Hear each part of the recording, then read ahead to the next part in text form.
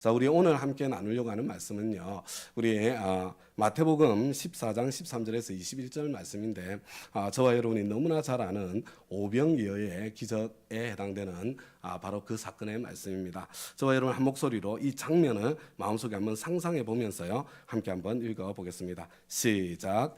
예수께서 그 말을 들으시고 거기에서 배를 타고 따로 외딴 곳으로 물러가셨다. 이 소문이 퍼지니 무리가 여러 동네에서 몰려 나와서 걸어서 예수를 따라왔다. 예수께서 배에서 내려서 큰 무리를 보시고 그들을 불쌍히 여기시고 그들 가운데서 앓는 사람들을 고쳐주셨다.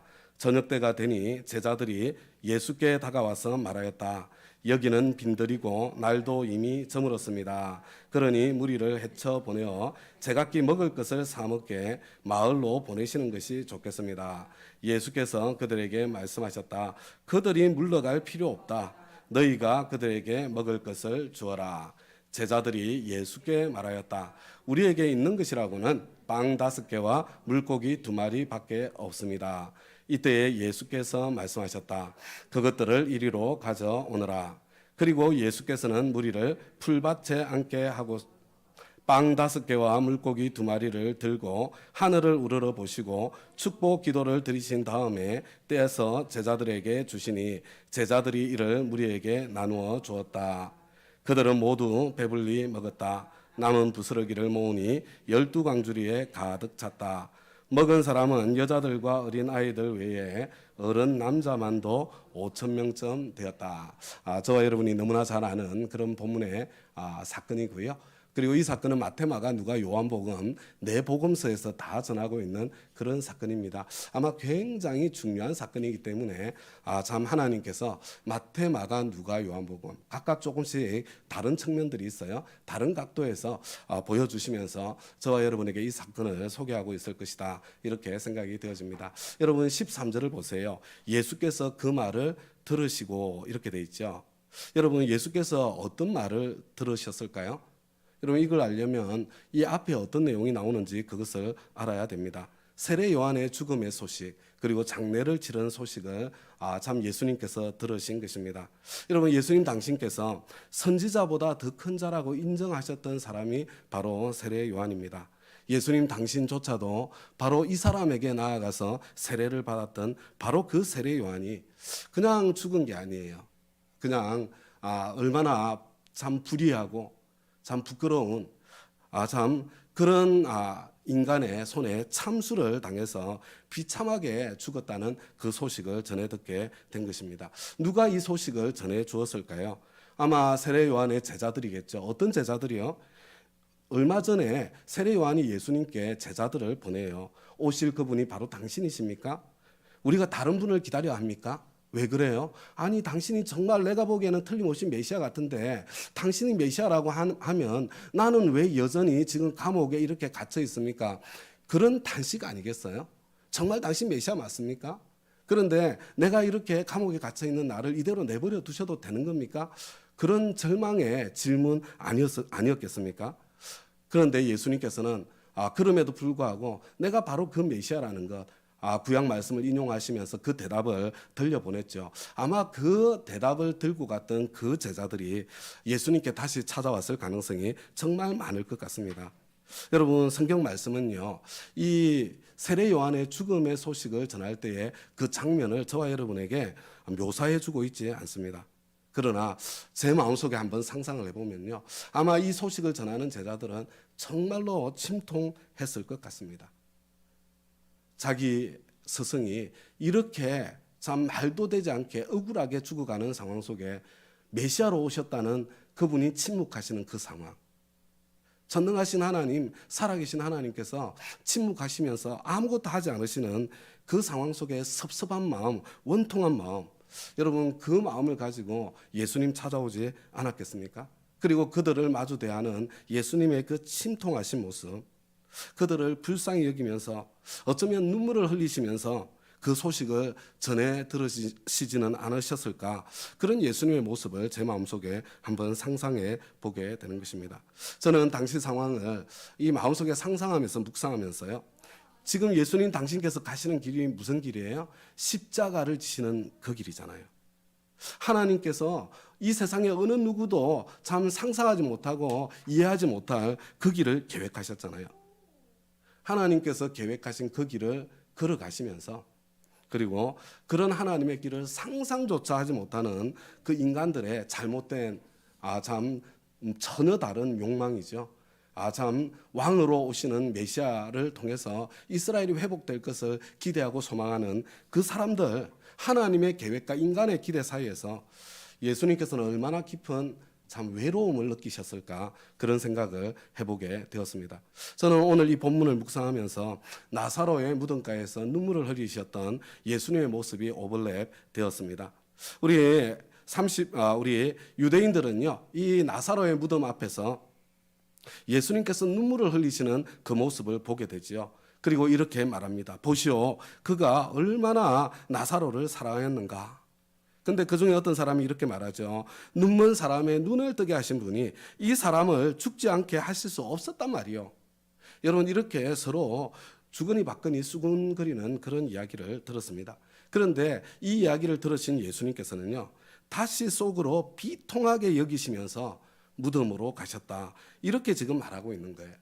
여러분, 개혁 성경에서는 이에 예수께서 속으로 통분히 여기시며 라고 그렇게 번역하고 있습니다. 여러분, 왜 예수님께서 이 사람들이 지금 눈먼 사람의 눈까지 뜨게 하신 분이 나사로 살려주지 못한단 말이냐, 이런 이야기를 들으시면서 왜 예수님께서 그렇게 비통해 하시고 왜 예수님께서 그렇게 통분히 여기셨을까요? 지금 이 인간들은요, 예수님께서 흘리시는 눈물의 의미를 도무지 이해하지 못하기 때문입니다. 여러분, 이 사람들은 예수님께서 일부러 나사로가 죽을 때까지 기다렸다가 일부러 기다리신 거거든요. 그 소식 들으시고도 죽을 때까지 기다리신 거예요. 일부러 죽을 때까지 기다렸다가 오셨다는 그 사실을 알지 못했습니다. 일부러 예수님께서 나사로가 죽어서 썩어서 냄새가 날 때까지 기다렸다가 오셨다는 우리 주님의 계획을 전혀 모르는 거예요. 그들은 조금 있으면 예수님께서 죽은 나사로를 다시 살리실 것이라는 거, 그거 상상조차 하지 못하고 있었습니다. 여러분, 이 예수님의 눈물은 절대로 나사로의 죽음에 대한 슬픔의 눈물이 아니잖아요. 그럴 리가 없지 않습니까? 지금 예수님께서 지금 이 나사로의 죽음 앞에서 우는 눈물은요, 아담 이래로 계속해서 증폭되어져 왔던 그 인간의 그 죄악 때문에 여러분, 이 질병의 고통, 죽음의 고통, 헤어짐의 고통, 사망의 고통, 여러분, 이게 죄의 결과로 온 세상에 지금 가득 차 있는 겁니다. 그래서 여러분, 그 죄의 결과로 찾아오는 수많은 고통 가운데 속절없이 종노릇할 수밖에 없는 그 인간들, 이 인간들에 대한 불쌍히 여기는 마음, 여러분, 인류 전체에 대해 불쌍히 여기는 마음, 죽음 때문에 종노릇하고 있는, 죽기가 무서워서 일생에 매여서 종노릇하는 인간에 대한 안타까운 마음, 이것 때문에 지금 주님께서 지금 울고 계시는 거죠. 여러분, 앞에 요한복음 11장 33절에서 예수님께서 마리아의 우는 것, 또 함께 온 유대인의 우는 것을 보시고 마음에 비통하여 괴로워하셨다, 똑같은 이유 때문입니다. 아무도 지금 예수님을 이해하지 못하는 거예요. 예수님의 눈물의 의미를 알지 못하는 것입니다. 시간 속에 사는 인간은 영원 속에 사시는 분을 절대로 이해할 수 없는 것입니다. 여러분, 세례 요한의 죽음도 마찬가지입니다. 여러분, 세례 요한은 비참하게 참수를 당해서 죽은 것이 아니에요. 여러분, 세례 요한의 죽음은 선지자 중에 가장 큰 선지자로 영광스럽게 천국에 입성하는 죽음이었죠. 세례 요한의 죽음의 소식이 참 전해진 후에 예수님께서 무엇을 하십니까? 예수님께서 빈들로 따로 외딴 곳으로 들어가셨습니다. 여러분, 저와 여러분은요, 이 외딴 곳, 광야, 빈들, 외로운 곳이라고 그렇게 생각을 합니다. 그러나 여러분, 우리 주 예수님께는 이 빈들이, 이 외딴 곳이 외로운 곳이 아니었습니다. 우리 주님께는 이 광야야말로 가장 넉넉하고 충만한 장소였을 것이 틀림이 없습니다. 오히려 아무도 자기를 이해해 주지 못하는 인간들 가운데 있을 때, 군중들 가운데 있을 때에, 사람들 가운데 계실 때에 예수님은 더 외로웠을 것이 틀림이 없습니다. 여러분 이 광야는요, 이 빈들은 예수님의 심정을 온전히 이해하고 헤아리시는 하나님 아버지와 함께 머물고 함께 거하시는 그런 장소였습니다. 세례 요한의 죽음의 소식 앞에 예수님께서는 아버지 하나님과 조용히 시간을 보내고 싶었던 것입니다. 세례 요한과 마찬가지로 세례 요한과는 비교조차 할 수 없는 십자가의 길을 아버지 하나님 앞에서 더 준비하기 위한 그런 시간을 갖고 싶었을 것입니다. 그러나 여러분, 사람들은 그런 예수님, 하나님과 홀로 머무는 이 충만의 시간을 누리기를 원하시는 예수님 내버려 두지 않습니다. 여러분, 그 빈들에까지, 그 외딴 곳까지 사람들이 찾아옵니다. 여러분, 이 사람들 어떤 사람들이에요? 이들은 절대로 예수님의 심정을 헤아려 줄 줄 모르는 사람들입니다. 이들 대부분이 예수님을 따라왔던 것은 결코 표적을 본 까닭이 아니었습니다. 그들은 단지 자신들의 병든 육신을 고치고 곤고한 인생의 위로를 얻고 싶었을 뿐입니다. 우리는 그 사실을요, 이 오병이어의 기적이 일어나고 난 뒤에 예수님께서 말씀하시거든요. 너희들 썩는 양식을 위해서 일하지 말고 썩지 않는 양식을 위해서 일해라. 예수님께서 그렇게 말씀하시자 그 설교를 듣고 모두 예수님을 떠나버리고 마는, 여러분 요한복음을 읽어보면 그 내용이 나오죠. 이 군중들의 모습을 보면서 이게 확인이 되는 거예요. 이 사람들은 표적을 보고 예수님을 따라온 게 아니에요. 그냥 자신들의 필요와 욕망을 채우기 위해서 따라온 거죠. 그들은 마치 지금의 저와 여러분처럼 예수님 그분을 필요로 하는 사람들이 아니라 예수님의 선물을 필요로 하는 사람들이었습니다. 여러분, 근본적으로는요, 예수를 이용해 먹으려는 그런 사람들일 뿐이었습니다. 그러나 사람들의 속을 다 알고 계심에도 불구하고 예수님께서는 그들을 불쌍히 여기셨습니다. 죄악의 열매를 먹고 마시고 질병의 고통, 배고픔의 고통, 사망의 고통, 헤어짐의 고통, 온갖 세상의 고통 가운데 살고 있는 그들을 우리 주님께서 불쌍히 여기셨어요. 여러분, 이게 바로 목자의 마음이고 이것이 바로 아버지의 마음입니다. 예수님께서 그들을 고쳐주셨습니다. 예수님께서 그들을 먹여주셨어요. 조금 있으면 자신을 버리고 떠날 것이라는 거 다 알고 계셨지만 고쳐주시고 먹여주신 것입니다. 자신을 결국은 배반하고 말 사람들이라는 거 아셨지만 고쳐주시고 먹여주신 것입니다. 이들이 결국은 나를 이용해 먹으려는 그런 사람들일 뿐임을 알고 계셨지만, 그러나 그럼에도 불구하고 기꺼이 이용당해 주시고 그들이 상상하는 것보다 더 큰 사랑으로 불쌍히 여기시며 베풀어 주시는 것, 이게 하나님 아버지의 마음이고 바로 목자의 마음이죠. 저는요, 이 오병이어의 사건은 하나님께서 저와 여러분에게 오병이어 사건을 소개해 주는 것은, 그리고 또 오병이어라는 이 기적, 이 표적은 결국은 당신을 버리고 떠날 군중들을 위한 그런 사건이 아니었다고 생각합니다. 예수님께서 참 이 사건을 허락하신 것은 제자들을 훈련하기 위한 사건이었던 것이 틀림이 없다, 그렇게 생각합니다. 여러분, 만약에 정말로 예수님께서 군중들을 위해서 오병이어의 기적을 베푸신 것이라면 여러분, 오병이어의 기적은 한두 번으로 끝나서는 안 되는 표적입니다. 여러분, 그 당시에도 인류 역사 이래로 지금까지 굶주리는 사람들은 수없이 너무나 많기 때문에 그렇습니다.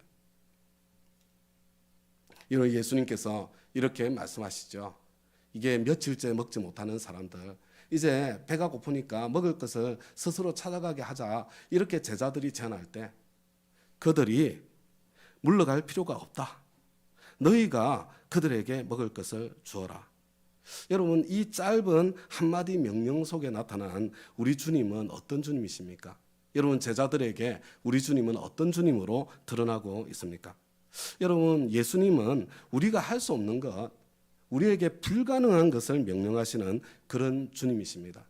우리가 지난주죠, 무화과 나무의 때가 아님에도 불구하고 열매가 없다고 저주하신 정말 이상한 예수님의 모습을 저와 여러분들이 함께 묵상했는데요.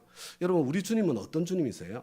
열매 맺을 수 없는 환경 속에서도 열매를 맺기를 바라시는 그런 분이 우리 주님이시라는 것, 그것을 보게 되는 것입니다. 지금도 예수님께서는 저와 여러분에게 그들이 물러갈 필요가 없다, 너희가 그들에게 먹을 것을 주어라, 그렇게 명령하십니다. 지금도 우리 주님께서는요, 저와 여러분, 너 할 만한 거 해, 이렇게 말씀하시는 분이 아니세요.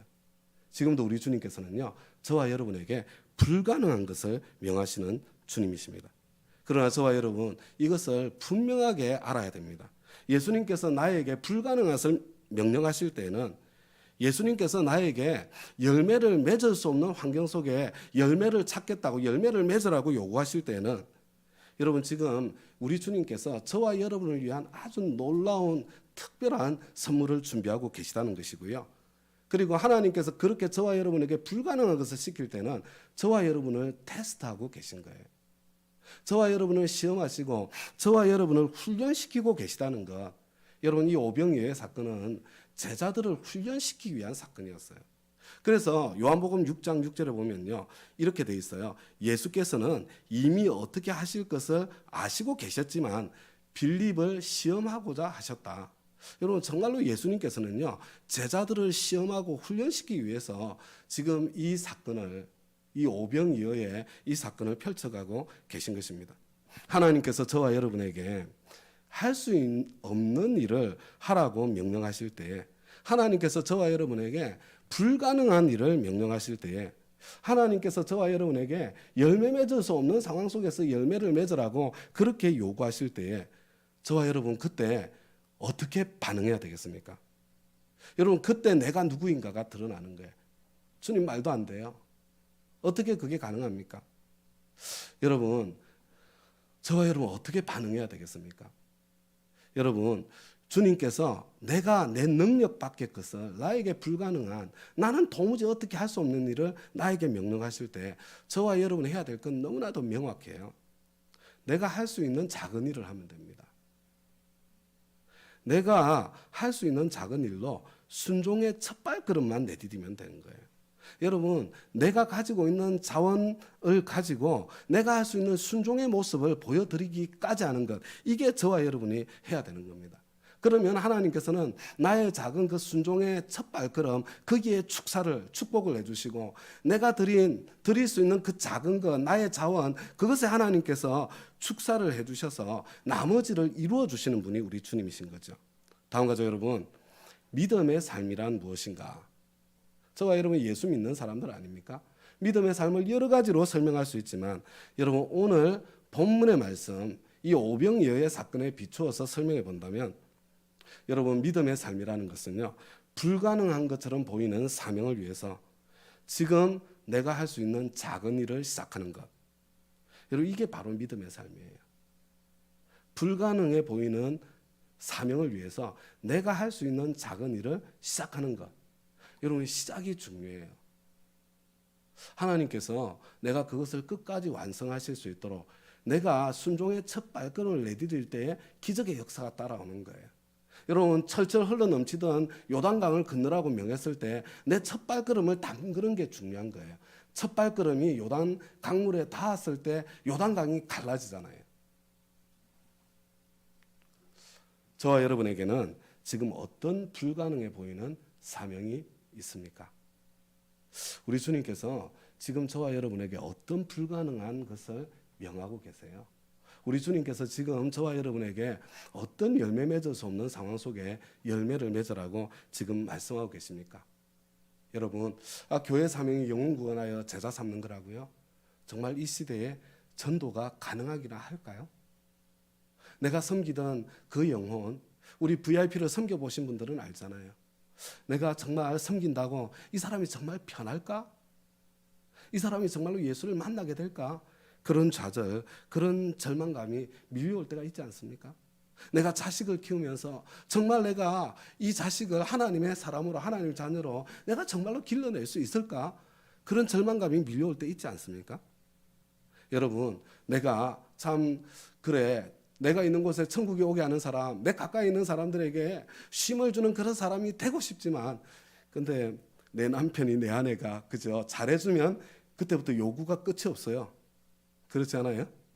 한번 잘해주면 도대체 끝이 없는 것처럼 느껴져. 도대체 어디까지 해야 돼요, 주님? 막 이런 절망감이 사실 밀려올 때도 있지 않습니까? 여러분, 하나님께서는 저와 여러분이 관계의 사람으로 성장하기를 원하시는데, 이 관계를 내가 어떻게 회복해? 무슨 내가 노력을 해도 회복되지 않을 것 같은 그런 관계. 여러분, 그 속에서 그냥 내가 꿈쩍달싹 못하고 포기하고 낙마하고 있는 그런 자리도 있지 않습니까? 여러분, 조금 쉽게 생각하면요, 아니 13주씩이나 어떻게 삶 공부를 해? 내 인생이 얼마나 바쁜데. 뭐 4주면 7주면 어떻게 생각해 보겠지만 13주를 어떻게 내가 연속해서 하루 저녁 그것을 비울 수 있어, 이런 생각이 들 때도 있잖아요. 여러분, 하나님께서 예를 들어서 우리 단기 선교로 저와 여러분을 부를 때 시간을 뭐 1주 2주 내는 거 쉽지 않죠, 그렇죠? 내 인생에 정말 그게 가능하기나 해? 그거는 여유 있는 사람들의 사치 아니야? 이런 생각이 들 때도 있지 않습니까? 여러분, 이번 튀르키예만 해도 마찬가지죠, 그렇죠? 야, 내가 뭐 10만 원, 20만 원 헌금한다고, 후원한다고 그게 무슨 뭐 도움이나 되겠어? 저 땅이 정말로 회복될까? 그런 생각이 들 수도 있는 거죠. 여러분, 하나님께서 저와 여러분에게 지금 구체적으로 불러주시는, 지금 나에게 이렇게 부담감으로 불러주시는 무엇인가가 있을 수 있을 겁니다. 우리 평신도 세미나도 마찬가지입니다. 지금은 이제 이미 모든 게 세팅이 돼서 이렇게 굴러가고 있지만요, 이렇게 진행되고 있지만, 아니 우리가 지금 우리 내잘 것도 마땅치 않은데 무슨 민박을 해? 그런 생각이 들 수도 있고요. 여러분, 또 한편으로 정말 우리가 이 평신도 세미나를 하는 것도 그것 때문 아닙니까? 우리 한국교회 정말 주님의 소원, 교회의 사명, 영원권하여 제자 삼는 그 교회로 우리가 함께 동력하며 함께 걸어가기 위해서 우리가 이 섬김을 하는데, 정말 한국교회에 그와 같은 그런 놀라운 변화, 본질에 초점을 맞추는 그런 변화가 정말 일어나긴 할까? 여러분, 그런 좌절감, 그런 절망감이 찾아올 수 있는 거죠. 여러분, 지금 한번 생각해 보세요. 하나님께서 구체적으로 나에게, 하나님께서 구체적으로 우리 목장에, 하나님께서 구체적으로 우리 교회에 지금 명하시고 계시는 불가능해 보이는 사명, 도무지 열매를 맺을 수 없을 것 같은데 찾으시는 열매, 여러분 그거 이렇게 생각해 보시기를 부탁을 드립니다.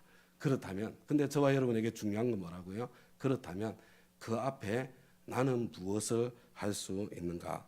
지금 내가 해야 될 그 작은 일, 내가 할 수 있는 작은 일이 무엇인가? 그것을 선택하는 거예요. 여러분, 그 작은 일을 시작하시면 됩니다.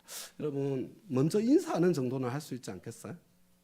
그 사람이 내 이렇게 손을 내미는, 용서를 구하는 그 손길을 받을는지 거절할는지는 모르지만, 내가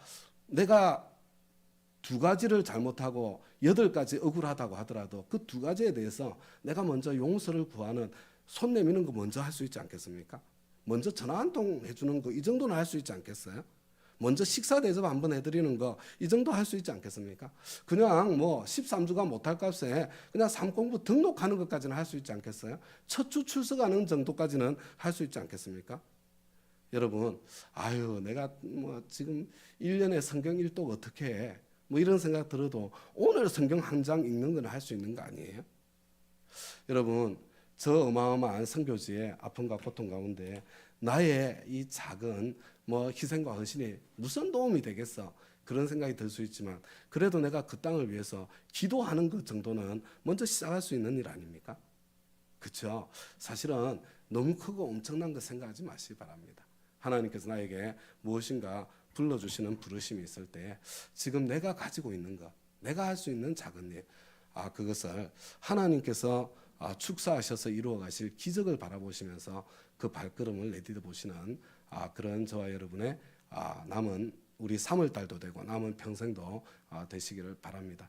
그리고 우리 튀르키예를 위한 우리의 작은 헌신 가운데도, 그리고 가정교회 평신도 세미나를 섬기는 우리의 작은 섬김 가운데도 하나님께서 이루실 크고 놀라운 기적을 함께 기대하고 소망하면서 우리 한 걸음 한 걸음 함께 걸어갈 수 있게 되기를 바랍니다. 우리 말씀 응답에서 한번 잠깐 기도할 텐데요. 나에게는 그런 불가능해 보이는 부르심이 없다, 혹시 그런 분들이 계시면요, 여러분 지금 그냥 안주하고 계시는 거예요. 주님과 관계가 끊어져 있을 가능성이 많습니다. 그냥 이만하면 됐다 주저앉아 있기 때문에 부르심이 없을 가능성이 많아요. 혹시 나에게는 그런 부담이 되는 그런 아무런 그런 부르심이 느껴지지 않는다면 좀 하나님 앞에 좀 회개하셨으면 좋겠습니다. 하나님, 제가 지금 너무 현실에 안주하고 있어서 주님과 관계가 끊어져 있는 것 같습니다. 주님 관계를 회복해 주시고 주님 다음 단계를 향해서 나를 부르시는 부르심을 들려주세요. 이렇게 기도하시기 바라고요. 혹시 내가 하나님께서 부르신 것은 틀림이 없는데 지금 갈등 가운데 주저주저하는 일이 있으신 분들이 이 자리에 계시다면 그냥 주님한테 말씀드리세요. 주님, 제가 할 수 있는 작은 내 순종의 발걸음 제가 내디뎌 볼게요. 주님. 주님께서 이루신다는 것 내가 경험하고 누리게 해주세요. 주님 예비하신 그 선물을 제가 반드시 경험하고 누리게 해주세요. 우리 그런 마음으로요. 우리 말씀 응답에서 우리 다 같이 한번 기도하도록 하겠습니다.